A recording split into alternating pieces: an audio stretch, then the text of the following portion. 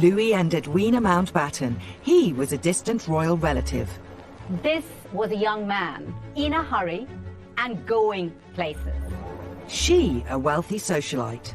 Everybody in society had their eyes on Edwina. Together, they became one of the most influential couples of the 20th century. They were really looked upon more or less as the senior members of the royal family. And I assure you that their competence and their courage and their prudence, it is deserving of the very highest praise.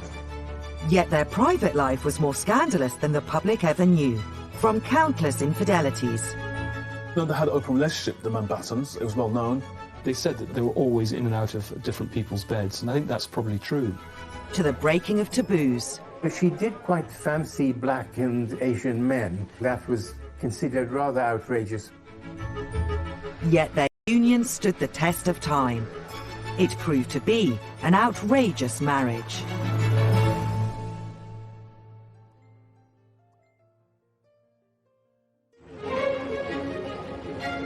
Lord Louis Mountbatten, distinguished naval officer and last Viceroy of India.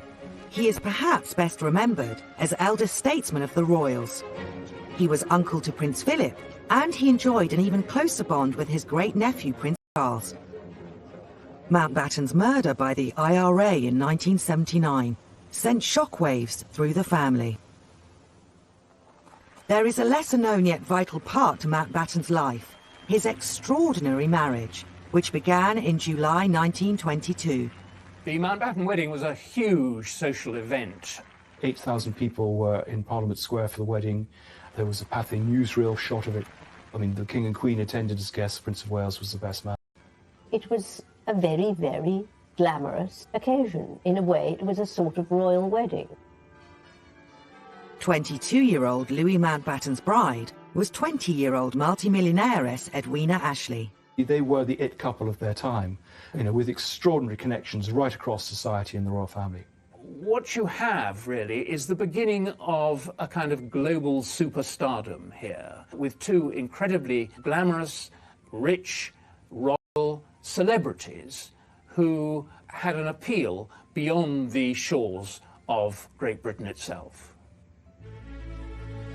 What was it about this new power couple that captured the interest of both the press and public?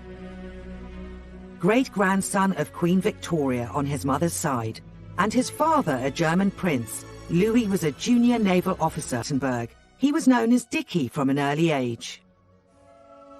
He was related to half the royal houses of Europe, really through Queen Victoria, who married off her children one by one, and so his network of connections was enormous. He had two older sisters, Louise, who married the King of Sweden, and Alice, who married Prince Andrew of Greece, who was the mother of Prince Philip, and then a brother, George, who was 8 years older.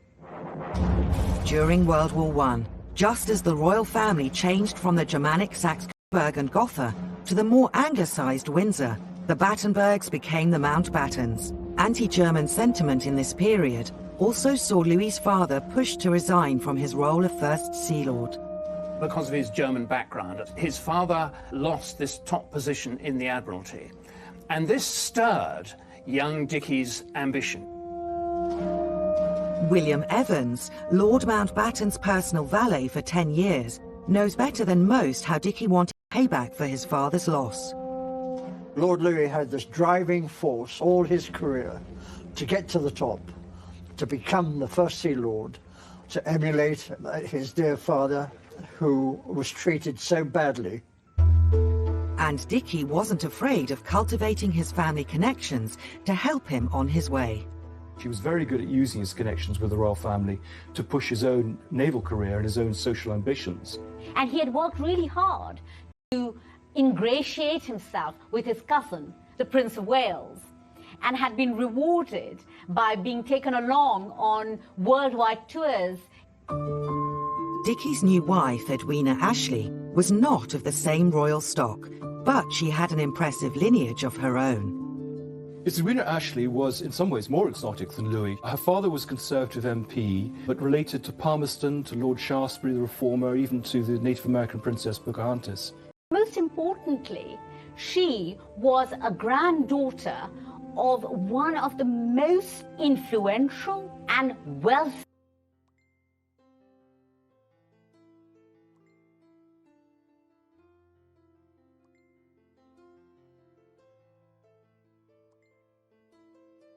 German financiers in Europe. Ernest Cassel was one of the richest men in the world. He'd been the banker to Edward VII. In fact, Edward was named after Edward and was his godchild. The eldest of two daughters, Edwina was her maternal grandfather Sir Ernest's favourite. Despite being set to inherit millions, this never made up for the pain of losing her mother at the age of 9. She never wanted for... it was a very sad upbringing. Part of the unhappiness was not just that her mother had died. Her father remarried, and the stepmother was not very kind to the children. After going away to school, Edwina moved in with her grandfather. At the age of 18, she was launched into society. She was really the leading light of her generation in terms of glamour, in terms of richness, and as a desirable match. Everybody in society had their eyes on Edwina. And it was Dickie who won Edwina's heart after they met at Cows Week on the Isle of Wight in the summer of 1921. Dickie was tall, handsome, well-connected, and he was so clearly besotted with Edwina. It was very much a whirlwind romance. They clearly were thrown together at dances and things over the course of the Cows Week. They came back from Cows and he introduced her to his parents. So it really was a love match. Just a few weeks later, a double tragedy struck. Dickie's father, whom he idolised, died suddenly, followed 10 days later by Edwina's beloved grandfather. And so here were these two young people, and they were very young, who suddenly were, in a way, thrown together, not only by physical attraction, but by death and grief. The fledgling romance was interrupted when Dickie joined the Prince of Wales for an 8-month trip overseas. What he very much hoped was that she would contrive to come to India and meet him there. And being Edwina, she did. She basically presented herself at the Viceroy's house in India, and the two of them were almost immediately engaged. 4 months after their first meeting, Dickie proposed to Edwina, but certain members of society questioned his motives. When her grandfather died in 1921, Edwina became one of the richest heiresses in the world.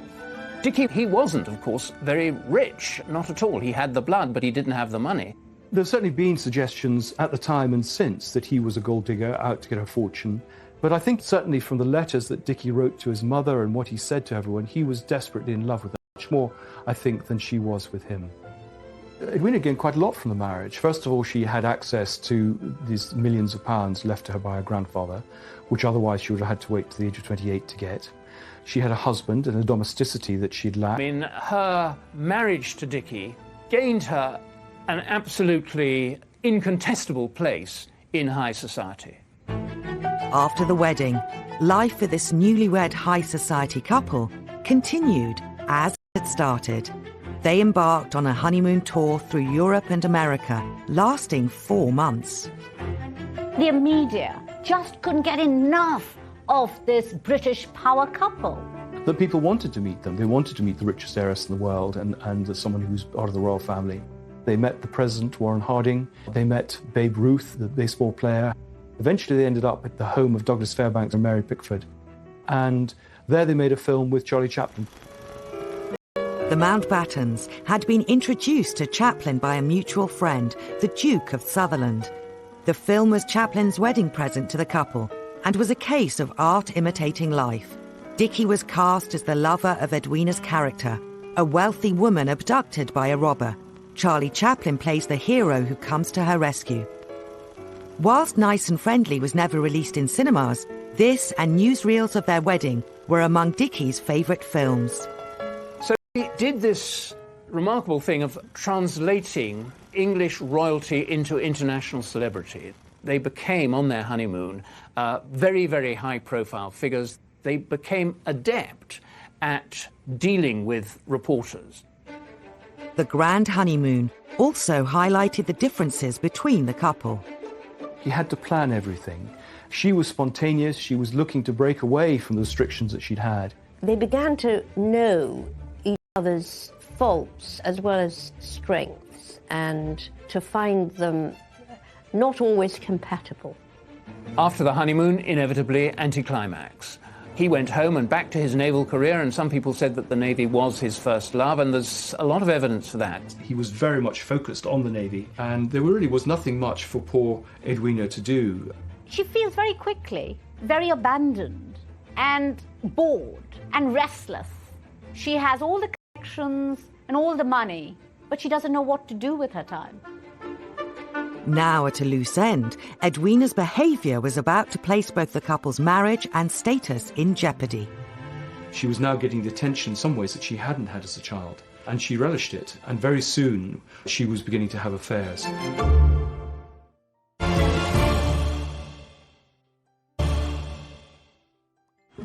In July 1922, the marriage of Dickie and Edwina Mountbatten had combined wealth, good looks and royal connections to create one of the most powerful couples of the 20th century. Her career left behind the frustrated Edwina. She was a Navy wife, and she felt neglected. She was a highly intelligent girl at a time when aristocratic women were not really given much to do. So she got on with whatever there was available, if you like. And in the 20s, that was having a good time. People talk about the roaring 20s and 30s. It was roaring. It was a hedonistic lifestyle. Edwina was someone who loved a party, who liked pushing the boundaries. She was drawn to decadent nightclubs and dancing and unusual bohemian people. She didn't have to work, and so she lived in this extraordinarily sort of high-octane world of high society. Edwina briefly paused her partying ways when she gave birth to the couple's first child, Patricia, on Valentine's Day 1924. But she did not take easily to being a mother. After a few days, she's almost looking for a new diversion and very happy to let her young baby be taken care of by an army of nannies. She was not a maternal person, much more interested in going to parties late nights and mixing with young men. She was now getting the attention in some ways that she hadn't had as a child, and she relished it. And probably within 3 years of the marriage, she was beginning to have affairs. In 1925, her first lover was naval officer Hugh Molyneux, the heir to the Earl of Sefton, regarded as one of the best-looking men in society. And that affair lasted for about a year, and then she almost seamlessly moved to an American polo player, a rich man, heir to a £40 million fortune, called Stephen Laddie Sanford. There were quite a lot of rather nice-looking, tall, energetic, sporty sort of young men. That was the type that she liked. News of Edwina's colourful love life was yet to reach the wider public, but rumours began to circulate in high society. Dickie himself was quite unaware of this, involved in his career, climbing the ladder, and it was actually the Prince of Wales who told him that Edwina was committing adultery. I think he was desperately shocked. I think he had really put Edwina on a pedestal, and I think he just didn't want to believe what he might have been hearing. He wrote in his diary a curious, strange thing that David, the Prince of Wales, told me about Edwina. So he didn't really sort of believe it. The affairs continued, and more men joined Edwina's entourage of lovers. She was a very busy woman. I mean, if you look at her diaries, she was literally, he would have lunch with one and long talk into the night with another and went to a party with another. And there's a famous story about the maid saying to her when she came back from once to Sanford in the library, and what are we going to do with, you know, the new lover that had arrived on the doorstep? She was a woman of extraordinary energy, should we say. Edwina's behaviour was perhaps no different to that of her contemporaries. Notoriously, the Prince of Wales and others were pretty promiscuous. I don't think Edwina was that different from many of her close friends. I think she was a more public figure and there was more scrutiny. I think she was more brazen about it, cared less about what people felt. It soon became impossible for Dickie to ignore Edwina's extramarital relations, but rather than being angry, his response was more enlightened. He wanted to be an effective husband, and he felt he was letting her down. He certainly writes to her feeling that he's inadequate as a husband and as a lover and as a man. I think they soon realized that they were not sexually that well matched. I think he was not a particularly efficient lover. She expected more, and she got more from other men. Yeah, I think he'd been to a brothel to lose his virginity, but he'd had no real experience of women except in this rather romantic, airy-fairy way. He was very gallant, I think, at some level, in accepting the fact that he couldn't fulfill his wife's sexual appetites, and therefore tried to use that as an excuse to humour her extramarital affairs. Lord Louis was madly in love with her, so he put up with a lot. Some of Edwina's affairs were more difficult for Dickie to accept than others. I think the most important of the pre-war lovers were Laddie Sanford, and with whom she did discuss divorcing Dickie. That was not a relationship that Dickie liked at all. And Laddie Sanford did very much want Edwina to leave Dickie, and there was quite a sort of toing and froing and tug of war. Realising how much her relationship with Laddie had hurt her husband, Edwina had a prick of conscience. She wrote to Louis saying, "I feel I have been such a beast. I feel terribly about it all." That was when she chose Dickie. There was a reunion at one point between Dickie and Edwina, rather a successful reunion, and she then found she was pregnant. A second daughter, Pamela, was born on the 19th of April 1929, and the marriage was saved. Aware of the influence their union brought, it seems they wanted to avoid divorce at all costs. The couple certainly talked about divorce when Dickie realised about the affairs. But they loved each other, they had children together. I think Dickie realised that her wealth gave him independence and access that he wouldn't have had otherwise. She enjoyed the access that his connections brought. It was the fear, and there was an element of his providing her with stability. Yet Dickie soon reached his limit. By the late 1920s, Edwina's affairs led her to be named as a co-respondent in several divorce cases. And of course, it was only because of her money and Dickie's influence that the scandals were kept from the pages of the media. In 1931, news broke that Edwina was rumoured to be the other woman in the separation of Hollywood heavyweights Douglas Fairbanks and Mary Pickford. Stories followed that Edwina was seeking to divorce Dickie. A lot of this rumour mongering was damaging his position in society and therefore his professional career too. And I think that's what upset Dickie and upset the royal family, all this speculation about her private life. And that was the final straw for him. They had a showdown. He suggested they divorce, that he would move out. Edwina suddenly realised what she had done to a man she liked and a man she admired. Edwina persuaded Dickie to stay, but to make their marriage work, they had a radical idea. Theirs would be an open marriage. They came to an accommodation that she would be discreet, that his career and his relations with the royal family would not be affected, that they would live as a couple together, and that's exactly what they did.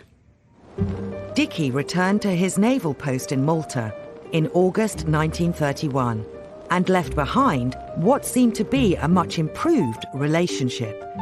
9 months later, Edwina's private life hit the headlines again.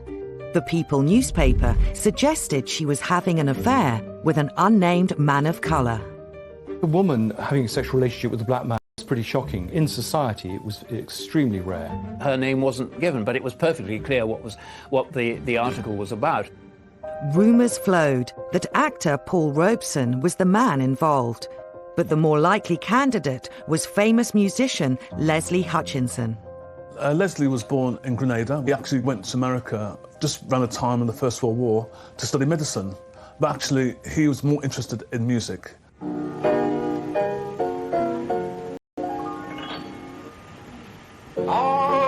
I tell you what is in my heart. He was able to combine his talented piano playing and the way he came across in terms of his singing. That would touch not just black people, but particularly white people. I think Edwina had met him probably in the mid-1920s. He was certainly a regular at some of the nightclubs they went to in London. She actually employed him for a period of time. Edwina and Leslie made no attempt to hide their relationship. There's lots of stories about them displaying their affection in public places. I think that's what shocked a lot of people, that they couldn't care less about it. This is all in the context of the rise in Hitler during the 30s and the Third Reich and this whole kind of eugenics movement, that there was this real strong backdrop that there's a purity of the white race and black and white people should not mix. When the story reached the press in May 1932, both Dickie and the palace ordered Edwina to take the People newspaper to court to clear her name. But I think it was a public humiliation, the fact that it had got to the papers, the fact the royal family knew about it. The case was held early one morning with no press there. They agreed to apologise, there were no damages. There's a PR strategy to stamp out this scandal, which if it rumbled, it might have an impact on the future of the royal family. Once again, Edwina's escapades had left Dickie badly hurt. But she was about to get a taste of her own medicine when he had an affair.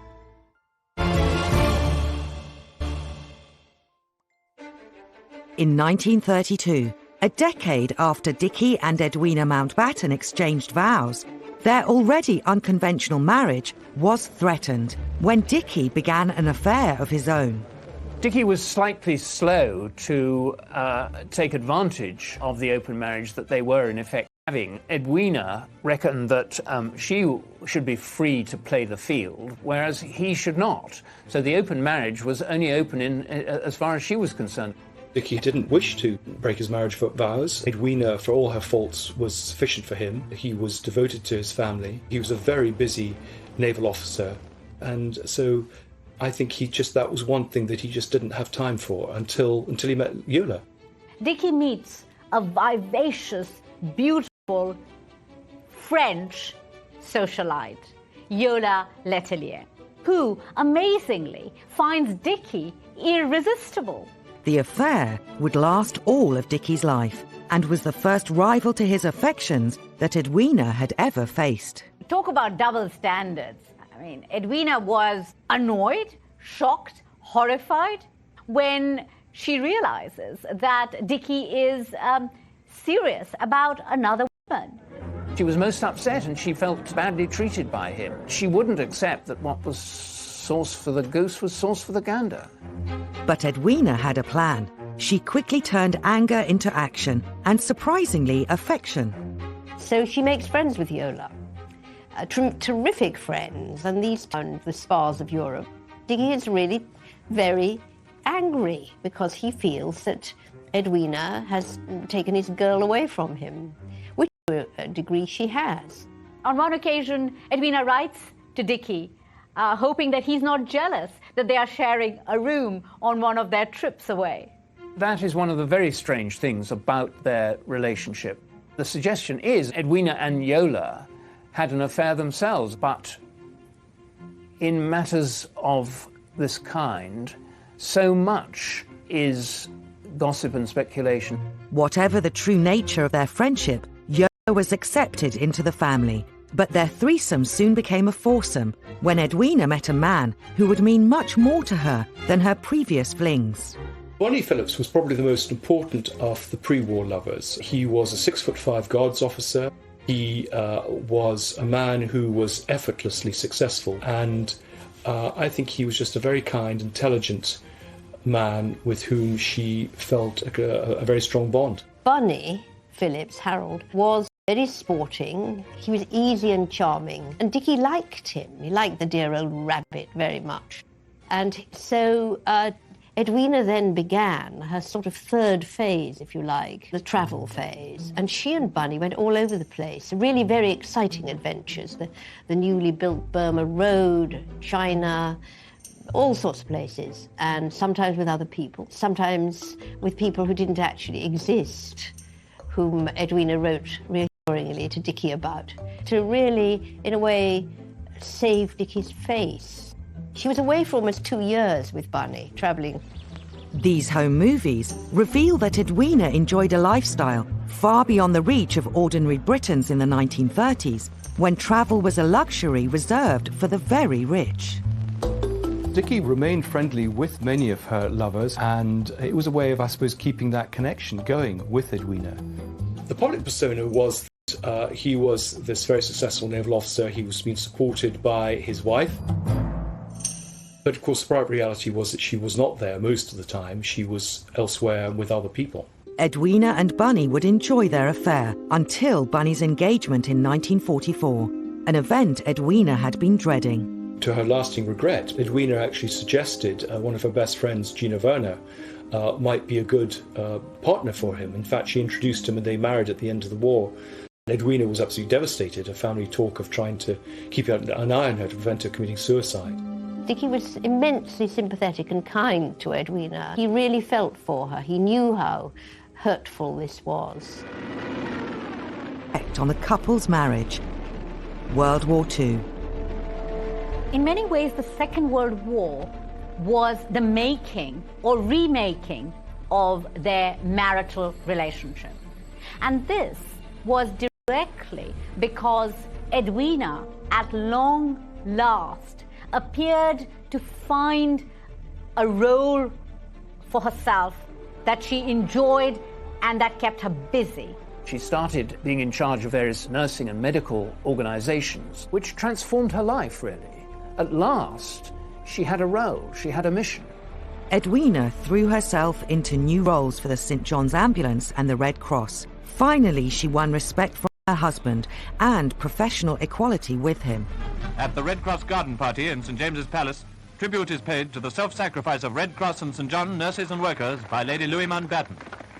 I have seen them during the worst air raids, dealing with terrible casualties, cheering and reassuring the public, coping with any emergency. And I assure you that their competence and their courage and their coolness, it is deserving of the very highest praise. Mountbatten was amazed and impressed at the transformation that he saw in Edwina during the war. No longer did he find a spoiled, bored housewife, but a professional woman who was spending every moment of her time and all her energies trying to do a professional job, just like he was. It made them a team. They were a team. They respected each other. They admired each other. In fact, Dicky at one point wrote to Edwina admiringly and said, we really do owe this to Hitler. While Edwina worked tirelessly at home, Dicky was still in pursuit of naval glory, at the helm of HMS Kelly off the coast of Crete. Dicky Mountbatten was known in the Admiralty as the master of disaster. He had a destroyer which went from one glorious defeat to another, as one naval officer put it. He was reckless, he handled his ship extremely badly. He was much frowned upon by the other chiefs of staff who thought that he was an amateur and grossly over-promoted, which he was. But he did have certain things going for him. One of those things was that he was tremendously good at human relations. So he was able to use personal charisma to promote himself. War had united the Mountbattens in their marriage, but victory for the Allied forces in Europe brought conflict to the couple once again. The end of the war brought Dicky huge accolades. I mean, every country wanted to give him awards, and he loved having decorations. But I think for Edwina, it was a step. So she was a slightly lost soul again. So it was really a rerun of what had been happening before the war. She had been separated. She'd had various lovers, including the head of CBS Records and Film, Bill Paley. And I think it was very hard for her. Edwina resumed her bed hopping, while Dicky's extramarital activities had broadened beyond YOLO. All were conducted with discretion, but rumours about the couple reached America. The FBI had opened a file for the Mountbattens during the war when he was appointed as the Supreme Allied Commander. They interviewed a woman called Lady Desise, who was a society hostess, and she revealed that the Mountbattens, she thought, were people with very low morals, and in her phrase, Mountbatten was a homosexual. The FBI was always drawing up reports on people, notorious people, and people who might be vulnerable to blackmail. And You say, well, where is the evidence? Where is the evidence? This is the entertainment of life. How do we know? How do we know? Rumour mongering was common in society, and the FBI claims were never corroborated. A high-profile couple such as the Mountbattens was always going to be a target for gossip. While their reputation remained intact, the biggest test for the couple was yet to come. Could their position and influence survive a scandal set on the world stage? He was a very good-looking man, and she was a very good-looking woman. I think in another life they might have well been very happily married. Edwina was almost like a besotted teenager in love for the first time.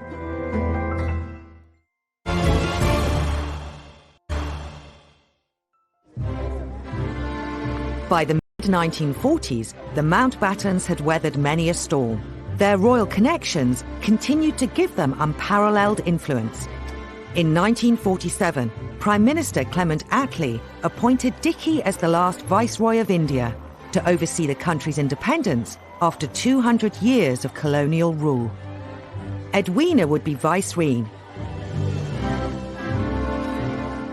In India, British power was eroding very rapidly indeed. The whole fabric of government in India, the British Raj, was collapsing. Dicky and Edwina were obviously united as Viceroy and Vicereine, and they both had roles to play in this. Edwina is thrilled at the prospect and the idea of overseeing the independence of a subcontinent tickles her fancy. When she arrived as Vicereine, as well as transforming to people of every sort, she began to loosen things up, if you like, in a very modern way. Edwina took to her new role with ease, but Dicky's task was formidable. Mountbatten didn't know the country at all. He came to it very much from his rather limited knowledge of British politics and a rather simplistic desire to do as quickly as possible, whatever it cost India.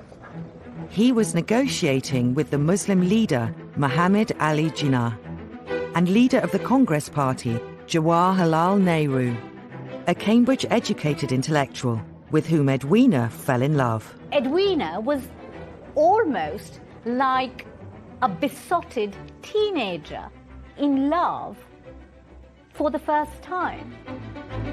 They endlessly talked. They endlessly wrote letters to each other, all of which I've read over years and years. I call it poetry and philosophy, about their feelings, about their aims, their ambitions. He was a very intelligent man, very erudite and well-read. And it was a sort of mature relationship. They were soulmates. I think in another life they might have well been very happily married. Again, the Mountbattens' marriage was at the centre of speculation, and Edwina's relationship with Nehru much scrutinised. Nehru was the great relationship of her post-war life. He was the last of her lovers. It was a deeply spiritual and emotional connection, I think, as well as a sexual one. They had shared political interests. She was fascinated by what was going to happen with the new republic. She'd fallen deeply in love with India and its people, and I think he's inextricably mixed up with that. Freedom for the country she loved was to come at a high price. Mountbatten rushed through the independence and partition, with the Indian continent hit by violence and bloodshed. In Britain, his efforts were declared a success, but Edwina was heartbroken at returning. I'm grateful to India, and I shall always look on India as a second home. This was, I think, a very unhappy period of her life, separated from him and separated from the country that she had adopted as her own. The relationship continued through letters, through regular visits. They saw each other at least every 6 months. She would come to India in the spring, and he would come to Britain often in the autumn. And Dicky would allow them to be alone together at Broadlands, the country house in Hampshire, or they would meet in London. They did have a strong love, very great, deep enduring bond, and they needed each other. Edwina and Nehru remained devoted to each other for over a decade, until their love affair was cut short on the 21st of February 1960. Edwina had always suffered from various ailments throughout her life, and in her late 50s, she had been warned to slow down. She was travelling a lot for the Red Cross and St John Ambulance, and indeed it was on one of those trips that she died. She wore herself out. She had visited Nehru in India, then gone on to Singapore. She was found in the morning, having had a fatal coronary thrombosis, surrounded by Nehru's letters. It is a mark of the deep love they shared for the rest of their lives. I can't think of anything more moving than that. Dickie learnt about the death in the middle of the night. He got a phone call and was devastated. At Edwina's request, she was buried at sea, attended by the royal family, Dickie and their children. He was devastated, absolutely devastated, and he just wanted to die. He was so lonely. Even though they led almost separate lives, they did get on, and towards the end, they were real pals, real friends. He threw himself into his work. He had another 5 years in the Navy. There were a number of affairs. He had been very close to the young naval officers that he served with, who he'd entertained for the weekend. Often the wives came and stayed slightly longer than the husbands. As Lord Mountbatten's personal valet for 10 years, William Evans had an opportunity to see his lifestyle up close. He liked pretty girls. They were nearly all married, but they were very lovely. His greatest joy was to have them out for riding at Broadlands. It's the thing that he loved. He had an affair with Shirley MacLaine, and she was often at Broadlands. So there were a lot of women in his life. He certainly acted like a man much younger than his age. Alongside titillating affairs, naval business kept Dickie busy. He finally achieved his lifelong ambition of becoming First Sea Lord in 1954. Even after the death of his wife, he continued his pursuit of self-promotion, and his influence within royal circles would grow in strength.